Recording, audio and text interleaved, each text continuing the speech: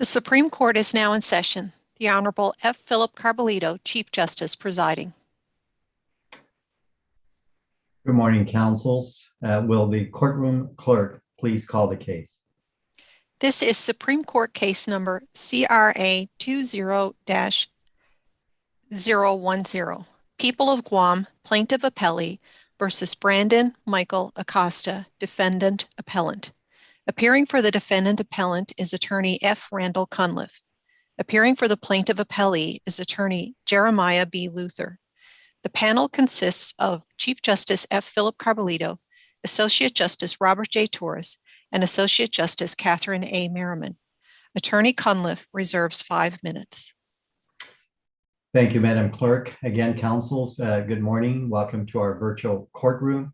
And at this time, I will recognize Attorney Randy Cunliffe. You may proceed, Mr. Cunliffe.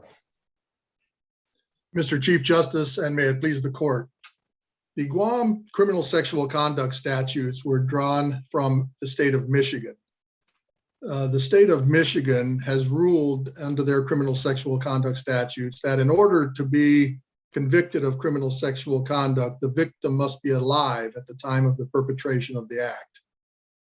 Based upon that decision, the defendant's theory of defense was that the victim was not alive and there was no evidence that she was alive, and therefore sought a judgment of acquittal on the criminal sexual conduct charges. Mr. Cunliffe, does the action start when the assault begins or only upon the penetration? Well, it depends on what the assault is for, Your Honor, I would guess, but he was never charged with assault with the intent to commit criminal sexual conduct.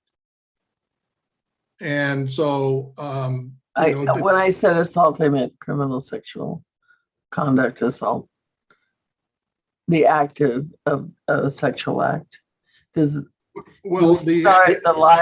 we consider the victim to be live if at the beginning of the acts the perpetrator took, she's alive, or are you saying that it's only when penetration occurs that she has to be alive? It's only criminal sexual conduct if the penetration occurs, Your Honor. So it can only be when the penetration occurs or the criminal sexual conduct touching occurs. In this case, the touching was the penis touching the genital areas, I presume, before the actual penetration occurred. So that's the point. You say that we determine if the victim is living or not. Yes, Your Honor, because the statute provides the intimate parts of a human being. And if in the 9 GCA 1610, it defines human being as a person who has been born and is alive. So but that chapter 16 relates to the definitions applicable to the murder chapter, not to the criminal sexual conduct chapter, though, right? They're in these statutes for murder, but it's the only definition of human being in our code. And I don't think that the drafters of our laws is going to take separate meanings for human being for separate sections. And in the CSC definition, I noticed you did point out that the intimate parts definition does include a human being. But in the sexual penetration portion, it just talks about a person. It does not talk about a human being. Right, and if you go to any dictionary, it says that the definition of person is human being. Well, can't you have a dead person? No. They were a person when they were alive. They are now dead. They're not a person anymore. I mean, life ends upon the stopping of the heart, and that when you're not alive, I mean, you generally are not considered to be a person. I mean, we call them a person, a dead person, but technically they're not. The various statutes. Let's assume that we adopt that theory. That we adopt that definition. I'm a little uncertain about what charges you seem to argue that there would be a retrial of everything, but what about the aggravated murder with the burglary as the underlying felony? Well, the underlying felony of burglary has to have an underlying crime of the burglary. And what is that crime? Criminal sexual conduct? I thought it was theft, is what he said. The There's- defendant said in his statement to the police officer. There'd been no finding by the jury. The court didn't ask the jurors to weigh in on what crime that was the underlying crime. But if there's a multitude of crimes which they could have found, then they would all be included offenses.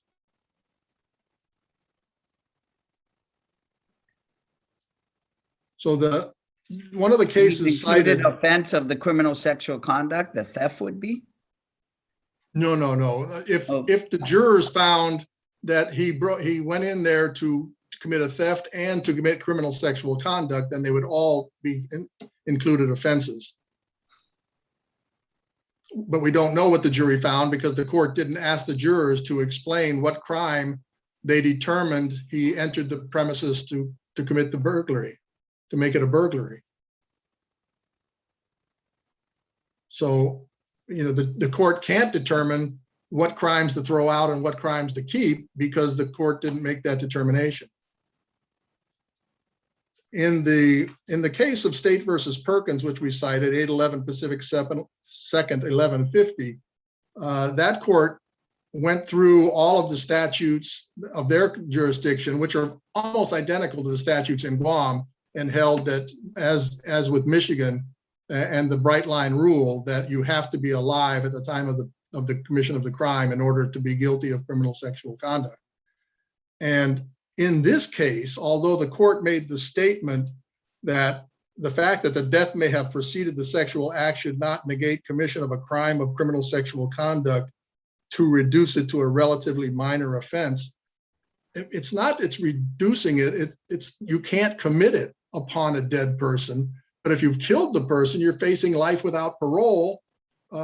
So, I mean, it's not making it a simpler and meaningless transaction in the court. It's a much more difficult situation because the defendant is then facing the life without parole, and you can't convict him of the underlying criminal sexual conduct anyway, because it's an included offense.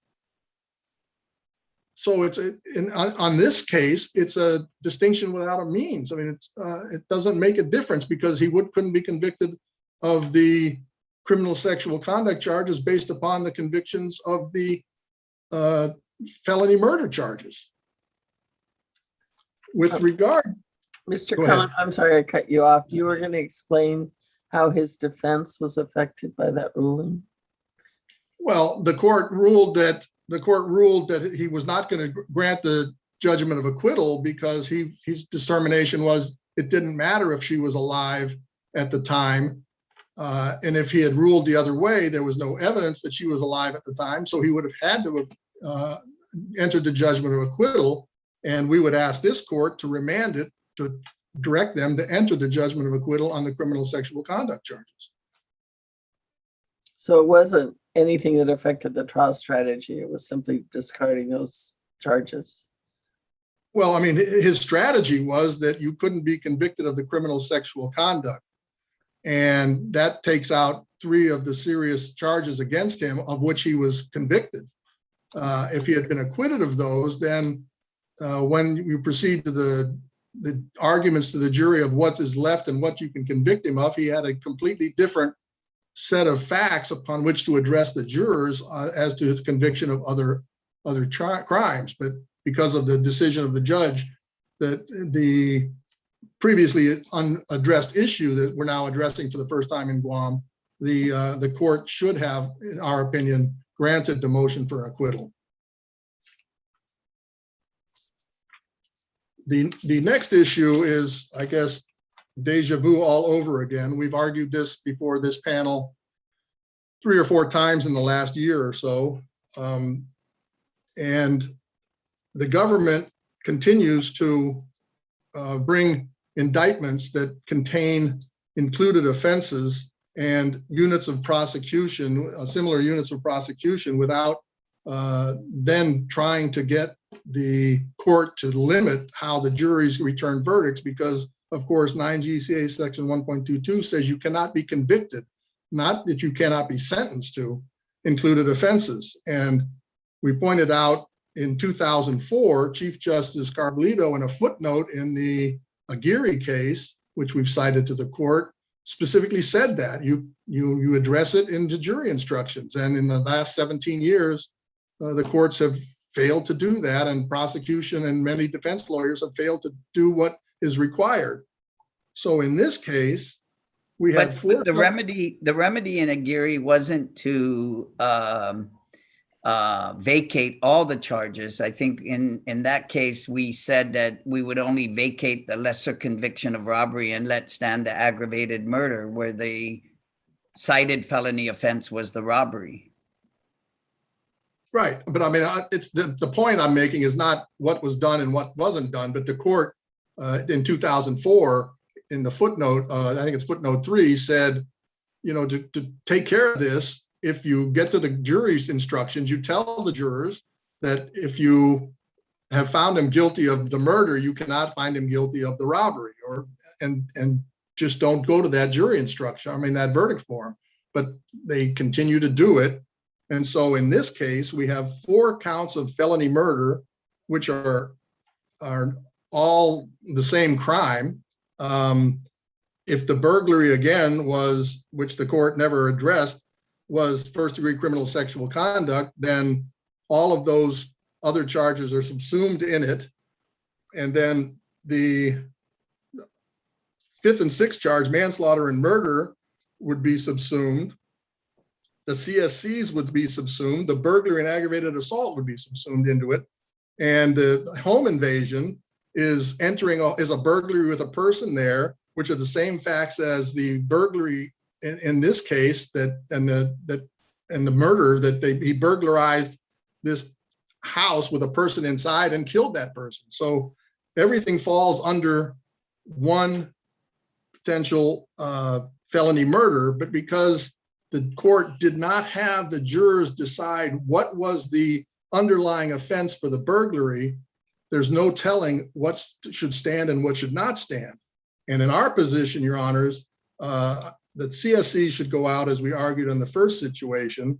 Obviously, the burglary, the aggravated assault, the manslaughter and murder should not be charged, and the court should remand it for the Attorney General to decide what of the 4 felony murder charges they want to prosecute and retry this case.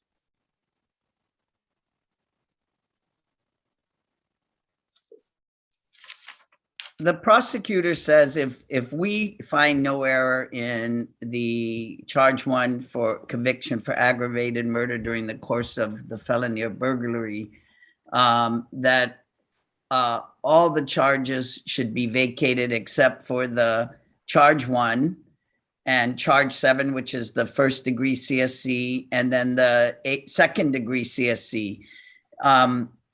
I think he recognizes the vacation of the other charges. But if we do not accept your theory on the CSC, that would seem that would be the appropriate result, right? If we don't accept the idea that the criminal sexual conduct requires that the person have been alive at the time of the penetration.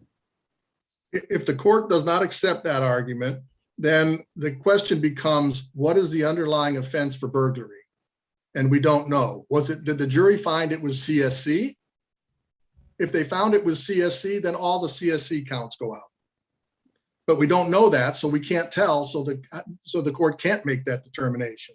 However, the other argument with regard to the first and third CSC charges of CSC, you know, the second charge of CSC, and this is something that I brought before the court before, that is second-degree criminal sexual conduct is not an included offense of first-degree criminal sexual conduct.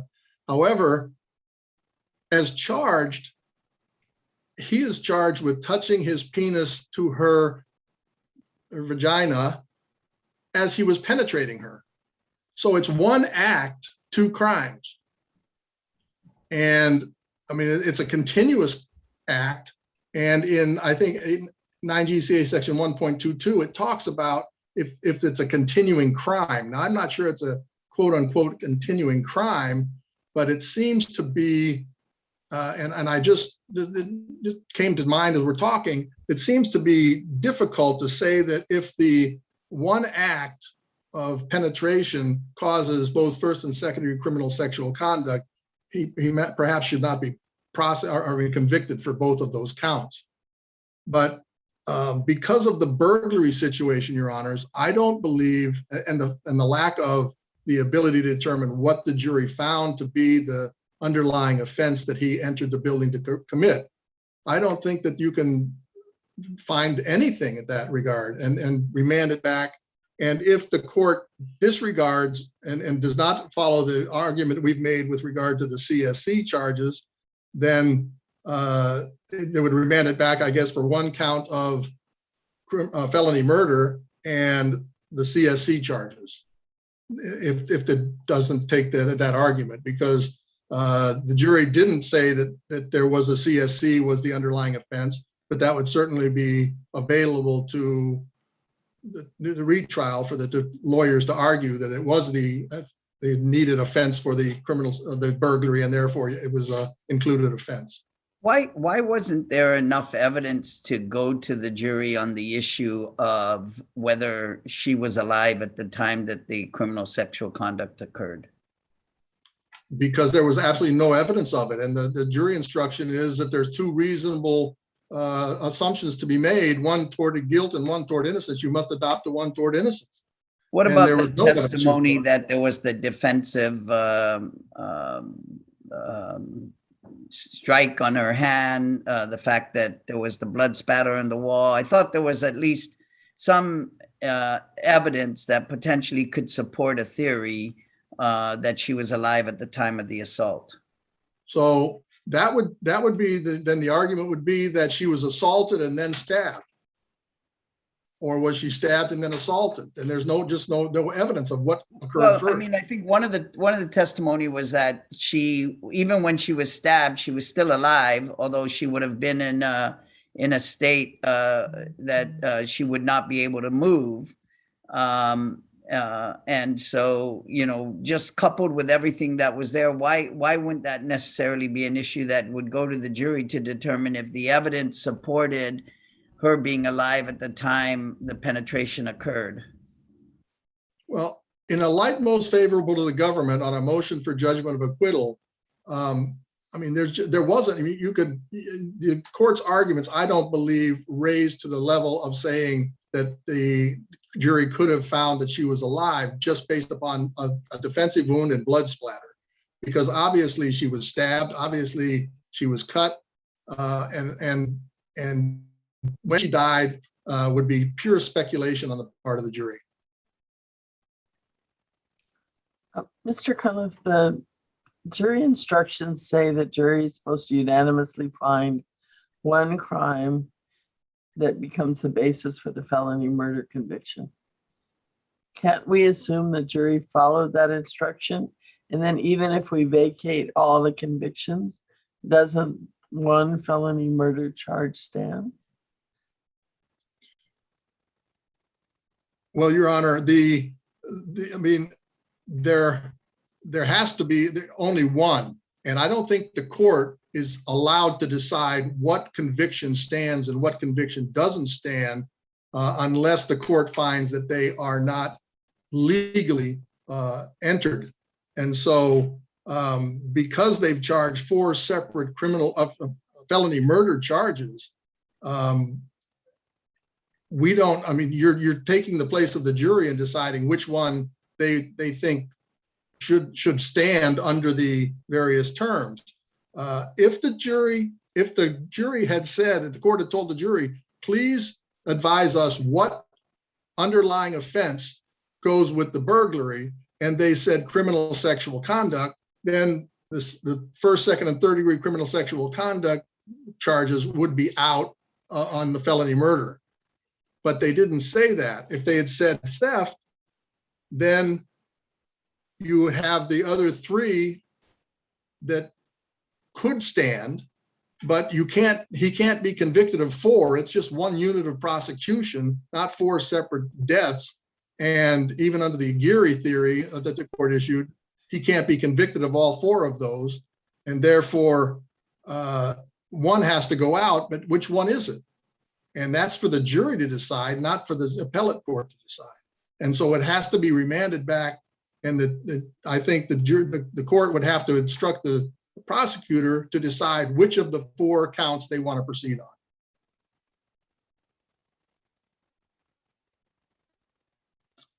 The next issue was the issue of suppression of the statement of Mr. Acosta. And we've asked the court to look at the totality of the circumstances as set forth in Chambers versus Florida 309 U.S. 227. During the questioning, Mr. Acosta didn't, although he waived his rights, he never made a statement involving what happened for a significantly long period of time. They'd break, they'd come back, they'd talk to him, he talked about things, but he never talked about the crime itself. Then the police officer started manipulating him with his faith and his loss of his son. And it's our position that they broke and overboard Acosta's will as per the Chambers decision. Wasn't he the one that initiated the discussion about religion and his son, not the officers? Well, the officer had a religious saying on a board in his office, which I find to be rather unusual to begin with. He saw that and started asking about it, but it was brought upon because it was written on the board in the police station. Yeah, but I mean, just a simple appeal to a religious belief doesn't necessarily suggest that the interrogation was inherently coercive. I mean, I think as you acknowledge, we have to look at the totality of the circumstances. And, they gave him breaks. They read his Miranda warnings, allowed him to, have food and water and smoke and, over the period of time that he was there. Yeah, but while talking, the officers also said that he was completely different than the previous times when they'd encountered him, that he was like depressed, he was down. And when they were talking about his dead son, he said to the officer said to him, "You must freely confess to be forgiven." He's overbearing him on his religious beliefs here and about his dead son and the like. And we believe that his statement was not of his rational intellect or free will, as set forth in Blackman versus Alabama, 361 U.S. 199. He was just broken down by these positions and finally allegedly made a statement, which in and of itself was interesting because they claimed they couldn't record it, although everybody has cell phones. But in that being the case, and so we would ask the court to rule that the suppression should have been, the statement should have been suppressed.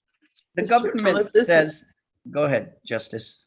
Isn't it really harmless error? Isn't the most damning evidence the proof of his semen in her vagina? Well, certainly that's damning evidence, Your Honor. And I, not being the trial counsel and not, discussing the facts in this statement with the defendant, I can't speak to, how they went forth with that whole situation. But just off the top of my head, it could have been that he had consensual sex with a minor underage and didn't want to admit to it. And then when he left, somebody saw him leaving or heard him having sex in that area and came in and killed the girl. That's a possibility. I don't know. So the fact that his semen was there could have been reasonable explanations for it. But, that's. Isn't that all his statement says? He admitted he went in to that room. So isn't it harmless error to have admitted that? Well, I don't know that it's harmless error, Your Honor, because it limits his defense and how he can present it because it got admitted. Certainly the fact that there was semen present puts him at the location, but there might have been a reasonable explanation for that had it not been for the murder charges against him and the statement he made. But wasn't that just his statement? He didn't say anything about what he did to the girl, the young woman. He just said, "I went there." No, I agree, but that's but there was a statement of, I think the other thing wasn't supposed to happen or something like that, which was the difficulty of that statement, Your Honor. I think it was I made a mistake or something about a mistake. Right. Thank you. The last issue we raised is the fine. The court indicated I'm adding a $10,000 fine for the costs incurred. Of course, that's not an appropriate manner for issuing a fine. The defendant got life plus a number of years, 40 or 50 years in prison, life without parole plus 40 or 50 years in prison. Court made no determination that he had the ability to pay a fine, and we just asked the court to remand on the issue of the fine, because reverse it and remand it. Thank you. Thank you, Mr. Cunliffe. You've reserved your remaining 5 minutes. At this time, Mr. Luther, I will recognize you and you may proceed. Mr. Chief Justice, and may it please the court, on June 16th of 2018, police responded to a scene that can only be described as horrific. The 15-year-old victim was found kneeling over her bed with massive lacerations to her upper body. Swabs taken during the autopsy revealed that she was sexually assaulted. And Mr. Acosta's semen and DNA were found in the victim's anus and vagina. A defensive wound to her hand demonstrated that at one point, she had the presence of mind to try to fend off the attack. It is now before this court to consider several questions, the most pressing of which is whether Brandon Acosta was afforded a fair trial and convicted on sufficient evidence. I believe that the answer to both questions is a resounding yes. The next question is whether some of his convictions should be vacated pursuant to 9 GCA section 1.22. Again, I believe the answer here is yes, but that does not exclude, as Mr. Acosta puts forth, the ability of the jury to have considered and convicted him on lesser included offenses and the more serious offenses as well. Well, further, let's talk first about the criminal sexual conduct, because when you go back and read the Huttner case in Michigan, which has essentially the same statute as our statute, it recognizes obviously the rule in other jurisdictions, and it is the majority rule, that the ongoing continuous assault, the death of the victim doesn't preclude the conviction on a criminal sexual conduct case where the victim, it's both rape, it's still rape when he kills and sexually assaults it. But they look at, and as Mr. Cunliffe points out, you have our language that talks about in 25.10 talks about intimate parts being the primary genital area, etc., of a human being. Talks about sexual contact being the victim's intimate parts, which ties back to that definition, and then talks about victim meaning a person alleging to have been subjected to criminal sexual conduct. And that was the exact same language that the Michigan court found required under their statute, that the person had to be alive at the time of the penetration. I think that the Huttner court poses a problem, and the trial court recognized this, that the Huttner decision is illogical to a certain extent in that it wants a bright line ruling between the rape of a corpse or a sexual assault of a corpse and a sexual assault of a victim that is ongoing. The trial court recognized this distinction. I would also point out that but I mean, that may be the case, but isn't that better left then to the legislature to potentially fix that problem? Well, the language for first-degree criminal sexual conduct does not actually use the term person. It uses the term victim. And under the statute, victim under 9 GCA section 25.10A10, a victim means a person alleging to have been subjected to a criminal sexual conduct. Now, if the court follows that to a conclusion, it means that a victim is a person who has the capacity to allege. A dead victim does not have the capacity to allege. A victim who is a minor that doesn't have the ability to make an allegation lacks that capacity as well. And a person who is incapacitated lacks the ability to make the allegation, which is incongruous with a later element in that same statute, which is one of the aggravating factors, is that the actor causes personal injury to the victim and force or coercion is used to accomplish sexual penetration. The actor causes personal injury to the victim. The actor knows or has reason to know that the victim is mentally defective, mentally incapacitated, or physically helpless. So the problem there being that the word victim for first-degree criminal sexual conduct is used explicitly in that statute, then the legislature switches to the word person for second-degree criminal sexual conduct and switches to the word person again for third-degree criminal sexual conduct. Council cites 1610, I believe A or A1 under the homicide statute. And therein, the court stated that, or the legislature states that a person is or human being is a person who is born and is alive. They seem to think under the criminal homicide statute that it was necessary to draw a distinction between a person in general and a person for the purpose of criminal homicide statutes, that a person is born, obviously a reference there, implicit reference to an abortion, a person that is born and is alive. And I would point out that that seems to be, otherwise there's no reason to include those specifics for that definition. And the intent there is to create a bright line distinction between a corpse and a person who dies as a result of an act or negligence of the defendant. The homicide statute.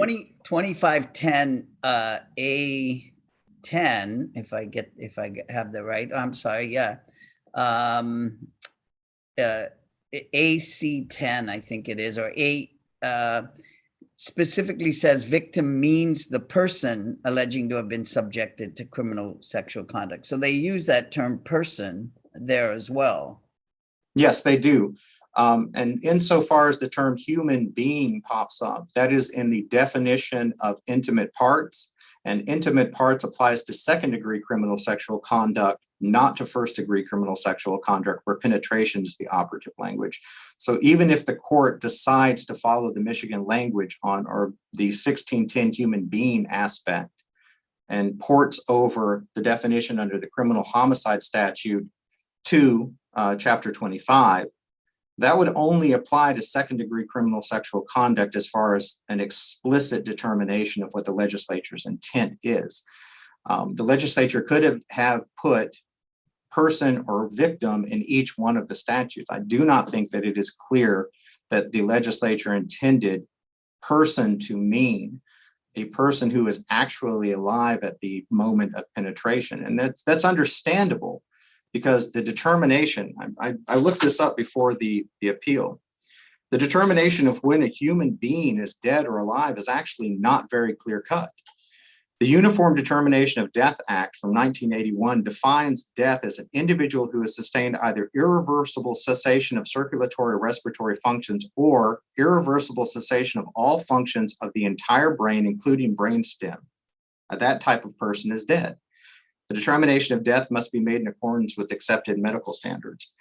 The idea that the people would be able, in a murder homicide, in any murder homicide where there is not a video or there is not a confession by the defendant, to be able to meet the standard of proof beyond a reasonable doubt, that especially in this case where there looks to be an ongoing continual act and the evidence supports that idea, that we would be able to meet the standard of cessation of life, of circulatory and respiratory functions, or irreversible cessation of all function of the entire brain, including the brainstem. I don't believe that the legislature had the intent of creating such a high burden of proof for that, for the people to prove that an individual at the moment that a penis entered the vagina in the course of an assault leading to that individual's death, that's the standard of proof that the people are required to meet. If that was, it should have been explicitly put forth in the statute. And I think ask about what Mr. Cunliffe pointed out in terms of the failure. I mean, notwithstanding jury instruction 7A, the failure to identify what crime he intended to commit as the underlying offense for the aggravated murder. That, you know, the jury, and because that's also problematic, especially if we end up interpreting the statutory provision in the manner that he wants us to regarding criminal sexual conduct. I don't think the criminal sexual conduct issue is as determinative as counsel made it out to be, and I'll address that in a moment.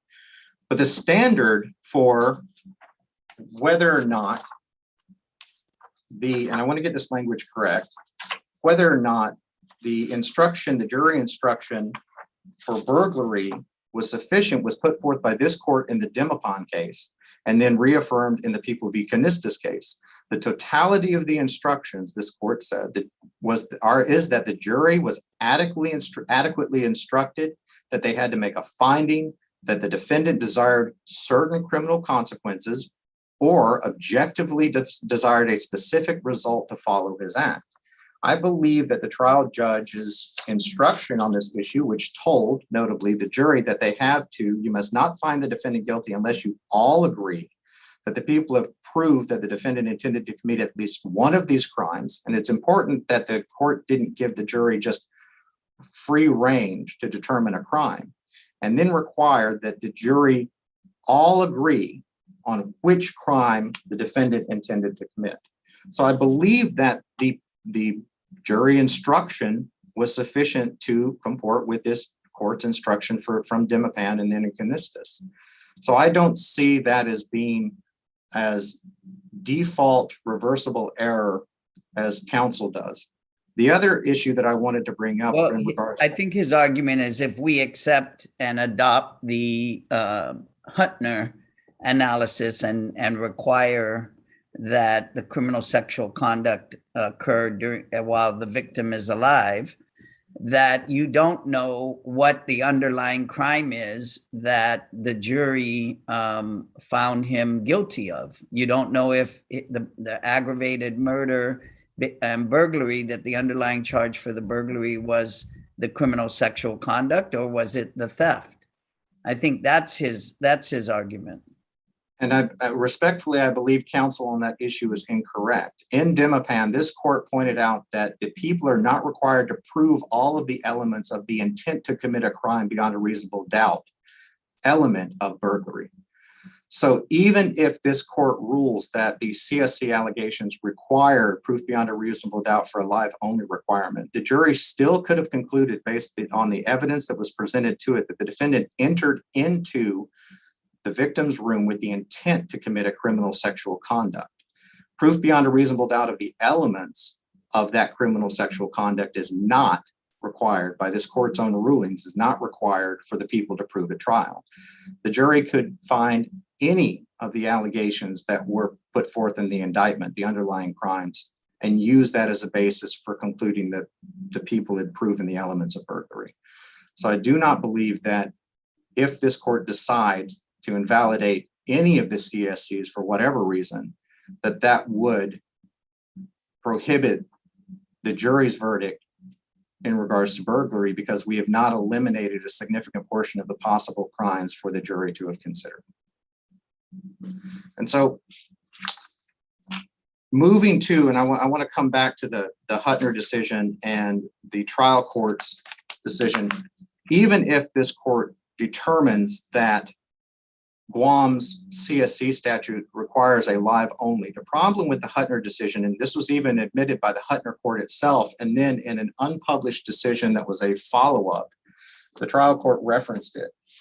And that is a People v. Diefenbach, which was not reported, but was the Michigan Court of Appeals. The issue is that drawing that bright line distinction between the actual commission of the CSC and the defendant's actions that day in entering into the bedroom of the victim and then committing the assault leading to the CSC. Unlike Huttner, we do not have a case where the Huttner appellate court determined that there was a bright line between the defendant's beating to death of the officer in the Huttner case, observing that the officer was dead, and then forming the intent to commit the criminal sexual act on the deceased officer. And that was an important distinction of the Huttner court. I think that the decisions of the McLaughlin court, Tennessee court, and the other courts that we cited to in our brief more but accurately. Those statutes are a little bit different than our language. And, you know, the Huttner court, not that it's necessarily binding, although we have said before that cases from jurisdictions that have the same statute as ours might be persuasive, that they indicated you have to look carefully at the language, and they acknowledged the Tennessee court in Huttner. They acknowledged the bright line rule from other jurisdictions, and in fact that it was the majority rule, but they sort of felt constrained by the statutory language that had been, before them. They did feel constrained, and then they carved out this huge exception, which I think is problematic for the logic of the Huttner decision, is that they carved out this huge exception that says that the live only rule doesn't apply when the assault is an element of the attempt to accomplish the criminal sexual conduct. And I think that that's where we are here in this case, at the very least, even if this court adopts the decision of Huttner. The question then becomes, was there sufficient evidence in the record for the jury to determine that the defendants, that the assault and the sexual assault were one and the same transaction, that the assault was carried out with the intent to attempt to commit the sexual assault? And so we know that there was a sexual assault because the defendant's semen and was found in the victim's anus and vagina. The amount of injury to the victim, I think that while we don't have a video, obviously, of the event, and we don't have a video in most of these types of events, there is more than sufficient evidence for a rational juror to conclude that the defendant's goal in mauling the victim was to accomplish the sexual act or to cover up the sexual act. I think that the trial court here pointed out a large public policy reason for rejecting the Huttner ruling, in that the Huttner ruling really encourages defendants to kill their victims in order to avoid felony murder and felony homicide charges. Because where there's no video, there's no other proof. If the victim can't make the allegation, then the people are left with proving almost something that is almost impossible, especially where you have a crime scene that has, the crime scene that the police were presented with in this situation. So we know that an assault occurred, and we know that, I think counsel's brief points out the idea that maybe this assault occurred, the sexual assault occurred after, based on the lack of information from family members stating that they didn't hear anything. Therefore, the sexual assault occurred after the homicide. But I think that that's illogical as well, because the homicide is by far the most destructive element on the biological functions of the victim. There was no sound for that as well. So I think that that cuts neutrally across for the people's case. I would encourage this court to not put the Huttner case in effect. This is not the case for it in any sense. We do not have a bright line event where the defendant killed a victim and then acknowledged the death of the individual and then raped a corpse. We have, by all accounts, the evidence points to a blending of the events, why the defendant went into that room. And we also have the strong public policy argument that the law should not reward a defendant for killing their victim in order to avoid more serious charges. So moving on to the burglary aspect, which we addressed briefly. And then if the court upholds the burglary conviction or upholds any of the criminal sexual conduct convictions, the people agree that the Aguirre decision requires vacating all of the arising under. There can only be one unit of prosecution. And if the court determines that the CSCs should be vacated, then the court looks to the burglary. If it upholds the burglary decision, that should be remanded to the trial court to look at the other underlying cases for a determination of that which should be vacated and that which should remain. The problem with defense counsel's idea that the prosecution has to put forth one theory of one case is double jeopardy. The problem there being that if we allege that the defendant committed first-degree criminal sexual conduct as the underlying crime, and then we don't allege third-degree criminal sexual conduct as well, and if it doesn't go before the jury for determination as under a lesser included offense, we will be barred from bringing that claim again if the defendant is acquitted on the more serious charge. Double jeopardy would attach since the lesser included offense necessarily contains the elements of the superior offense. So the people are really put in a rock and a hard place when we have to choose. And I don't believe that Guam law requires us to plead out specific instances in these cases. There is a determination needs to be made by the trial court of which claim should be vacated. And that's going to be based upon whether or not this court sustains the burglary conviction and whether or not this court sustains the CSC convictions as well. That should be remanded to the trial court for consideration.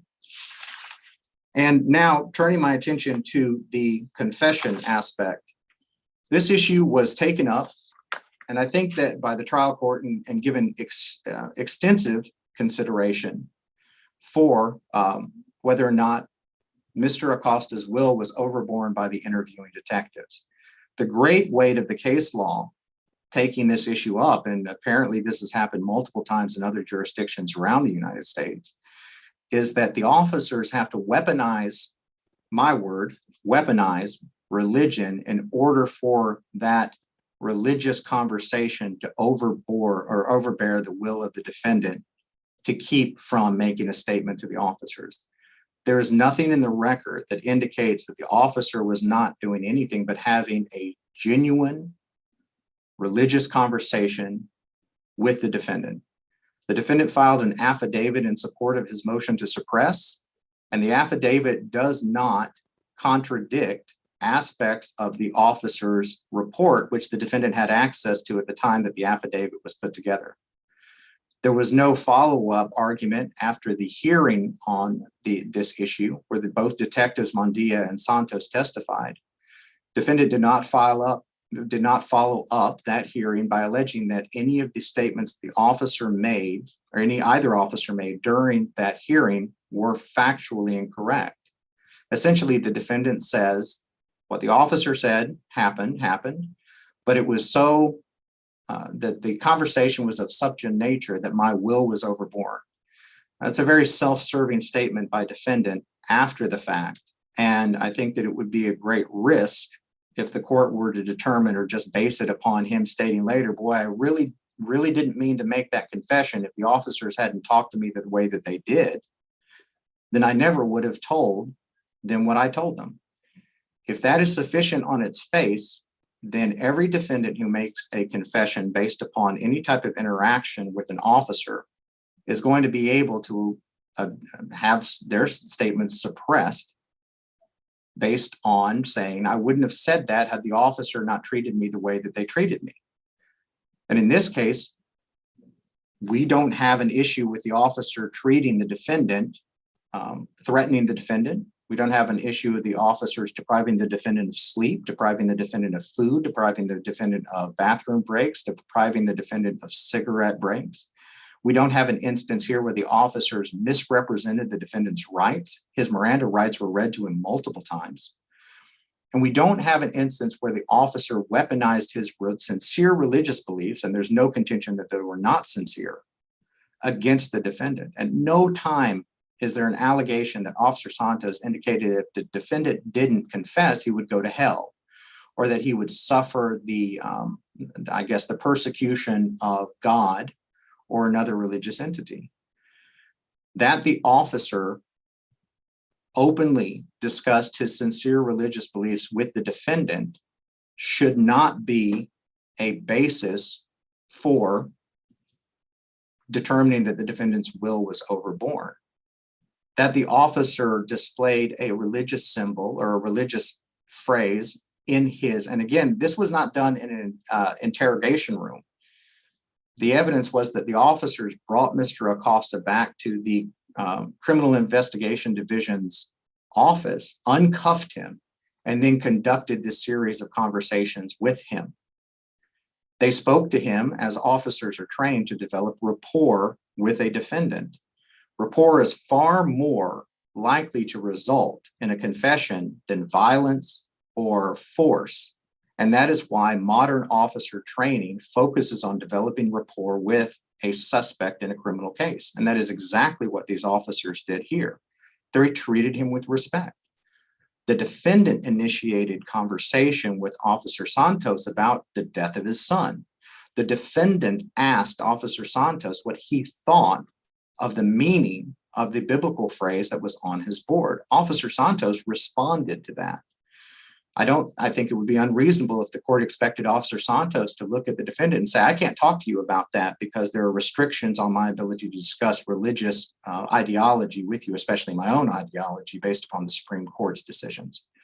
I think that's an unrealistic requirement for police officers working in the field.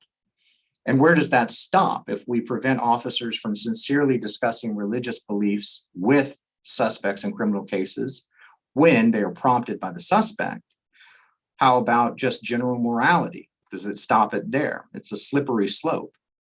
And so that's why all the cases that have taken this up, all the cases that we cite to that have taken this up and looked at this issue, the majority have said that the relevant determination is whether or not the nature of the conversation, given the totality of the circumstances, was such that it was so coercive that it overbore the defendant's will. I don't have the statement right in front of me or the citation, but at least one court has pointed out that coerciveness in police interrogations is the goal. Every police interrogation has a degree of coerciveness baked into it. It is the goal of the officer to elicit an incriminating statement from the suspect. The question is not whether the officer's intent was coercive. The question is whether or not the officer's mechanism in eliciting the statement was so overbearing that the defendant felt that he did not have a choice in making the statement. And I do not believe that the facts in this case, which are what the court has to go on here, support that contention. We do agree with defense counsel that the trial court should take up the issue of determining whether the defendant has the ability to pay the fine that was imposed upon him. So this case should be remanded at the very least to the trial court for that hearing, which is statutorily mandated. However, we do not believe, and just to sum up the people's argument here in closing, that the court committed error in the recitation of the burglary instruction. We believe that the court followed this court's dictates in the Dimapon ruling, which only require, again, at least one of that the jury, that the totality of the instructions, the jury was adequately instructed that they had to make a finding that the defendant desired certain criminal consequences or objectively desired a specific result to follow his act. Under that reading, under the Dimapon language, the court did not in reality have to give the jury specific charges from which they could determine that the defendant had specific intent when he entered into the domicile of the victim in this case.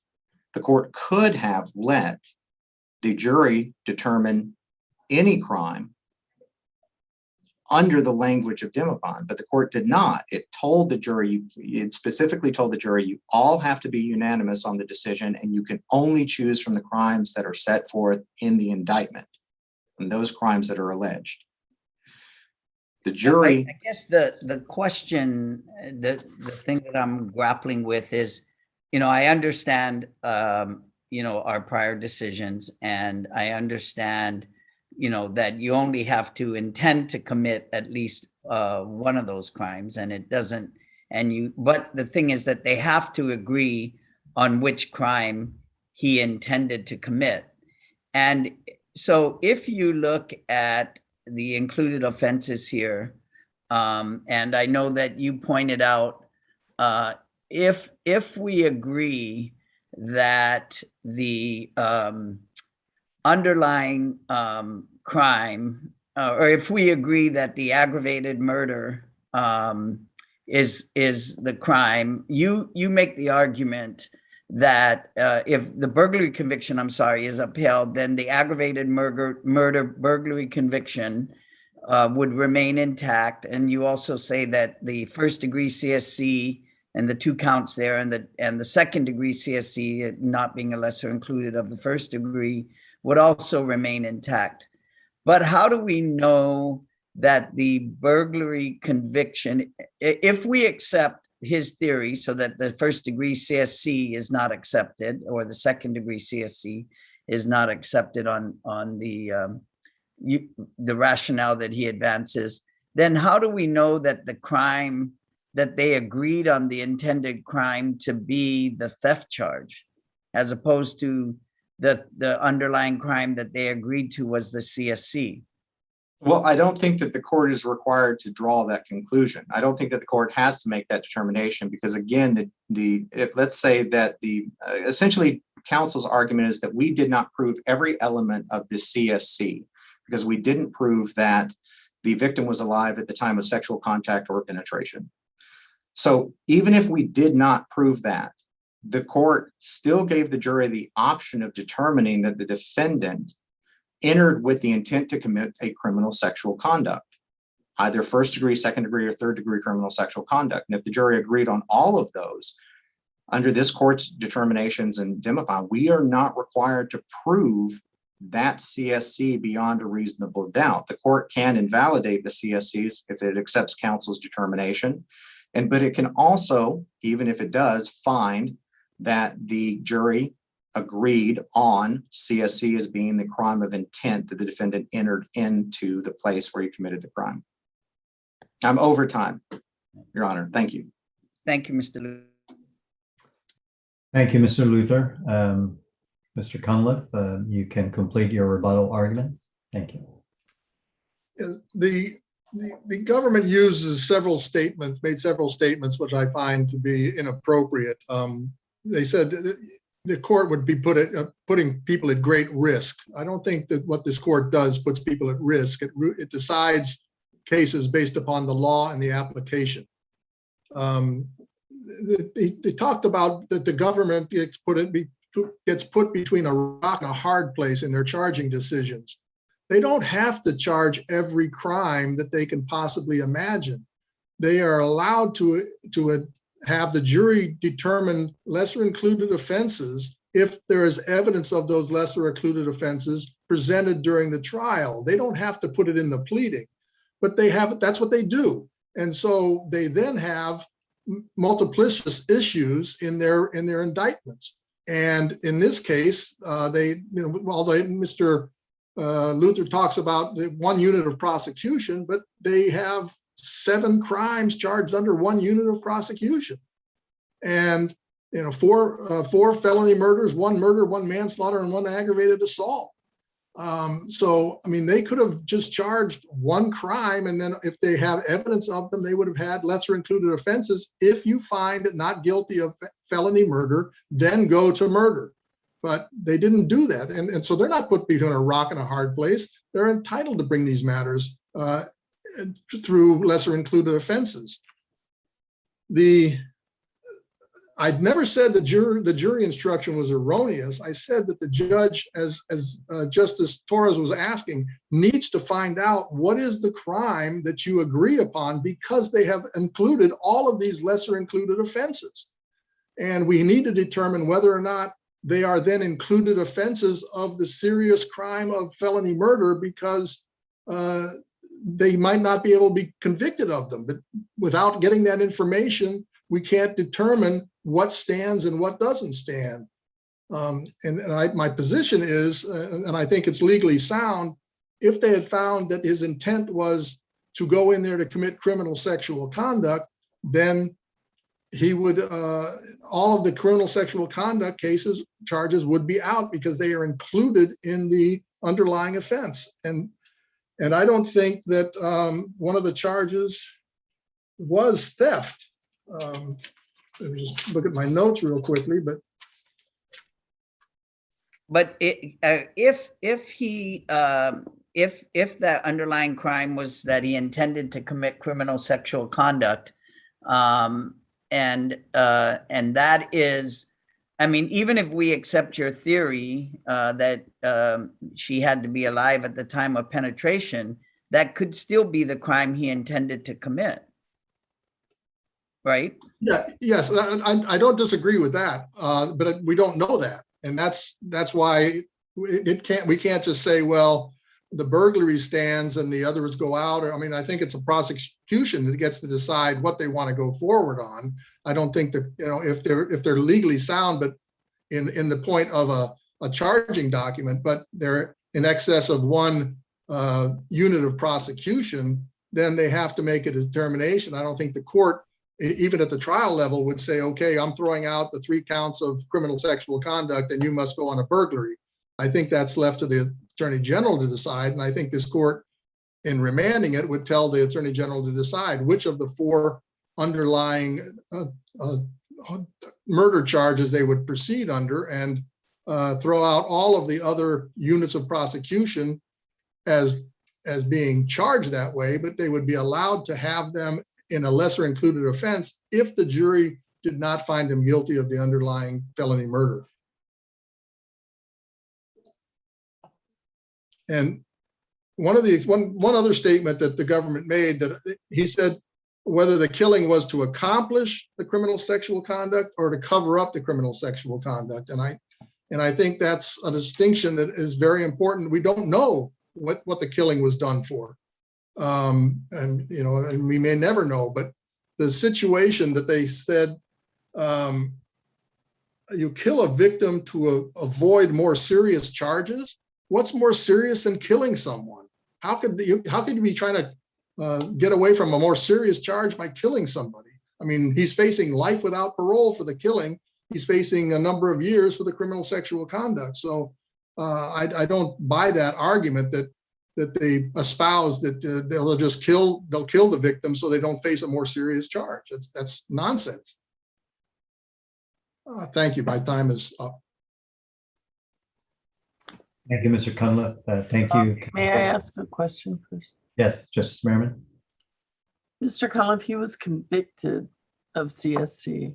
And even if we have to strike those convictions, can the court infer that the intent was to commit criminal sexual conduct based on those convictions? I don't believe so, Your Honor. I mean, that's an inference. That's a very big jump in. I mean, maybe he went in there to kill her, and rape just was a secondary situation. Maybe that's what he went there for. I mean, I don't think you can infer what it was. I think that the jury has to find that beyond a reasonable doubt. Thank you. Thank you, Mr. Cunliffe. Thank you, counsels. The court will take the matter under advisement, and we now stand adjourned, and we thank you for your arguments. Thank you, counsel. Thank you, counsel. Thank you, Your Honor.